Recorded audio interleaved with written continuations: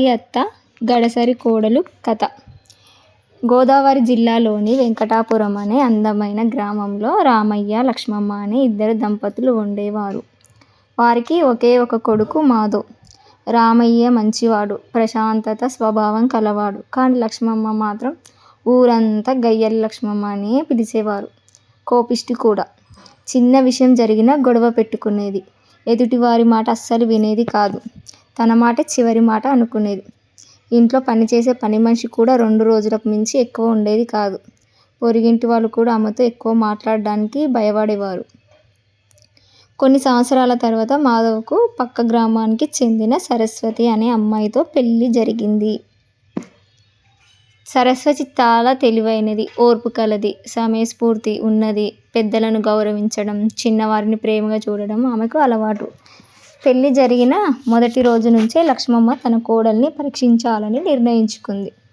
రేపు తెల్లవారుజామున 4 గంటలకే లేచి ఇల్లంతా ఊడ్చి, ముగ్గు వేసి, బావి నుంచి నీళ్లు తీసుకొని రావాలి నువ్వు.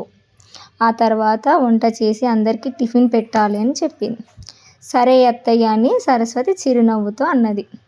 మరుసటి రోజు కోడి కూయక ముందుకే లేచి అన్ని పనులు పూర్తి చేసింది. లక్ష్మమ్మ లేచేసరికి ఇల్లు తలతలా మెరిసిపోతుంది.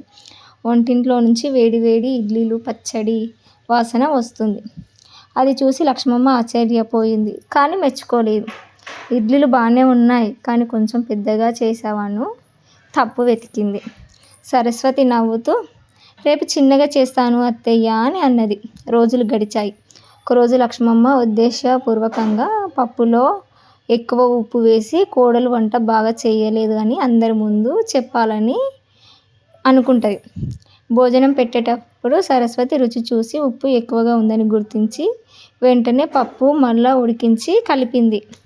భోజనం అందరూ ఈరోజు పప్పు చాలా రుచిగా ఉంది అని మెచ్చుకున్నారు. అప్పుడు లక్ష్మమ్మ ప్లాన్ విఫలమయ్యింది.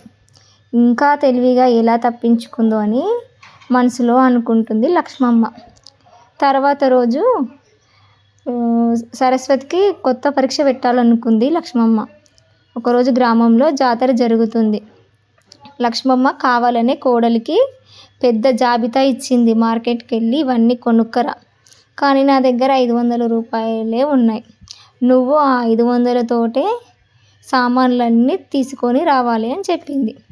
ఆ జాబితాలో ఉన్న వస్తువుల ధర 1000 రూపాయలకు పైగా ఉంది.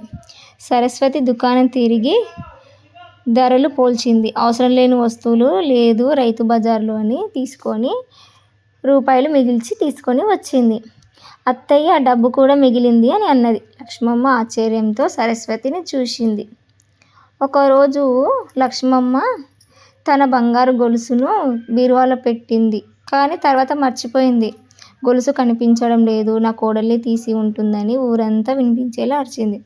గ్రామ పెద్దలు వచ్చారు, ఊరిలో వారందరూ వచ్చారు. సరస్వతి ప్రశాంతంగా, నేను తీసుకోలేదు, ఇల్లంతా వెతుకుదామని అన్నది. సరస్వతి వెతికితే బీరువాలోనే తన పాత చీర మడతలో గొలుసు దొరికింది. లక్ష్మమ్మ తానే పెట్టి మర్చిపోయిందని గుర్తుకొచ్చింది. అప్పుడు అందరూ ఆలోచించకుండా నిందలు వేయకూడదు అని చెప్పారు. లక్ష్మమ్మకు అప్పుడు చాలా సిగ్గేసింది. పండుగ అవుతుంది. గ్రామంలో వంటల పోటీలు పెట్టారు.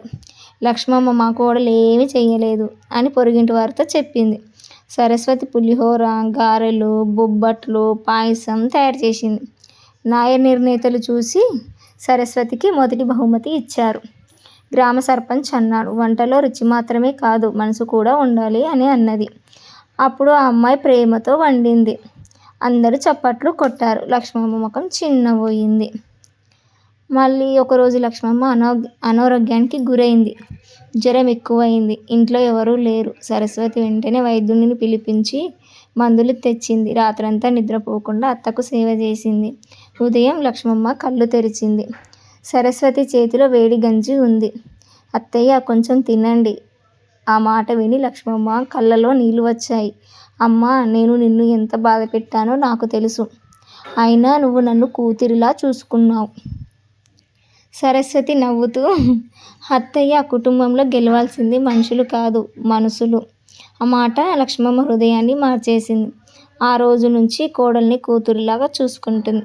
ఎవరైనా కోడల్ని తప్పు అంటే ముందుగా అత్తకే ఆమె అండగా నిలబడేది. గ్రామంలో అందరూ ఇలా చెప్పుకునేవారు. గయ్యాళి అత్తను కూడా గరిసరి కూరలు తన ప్రేమతో మార్చుకుంది అని.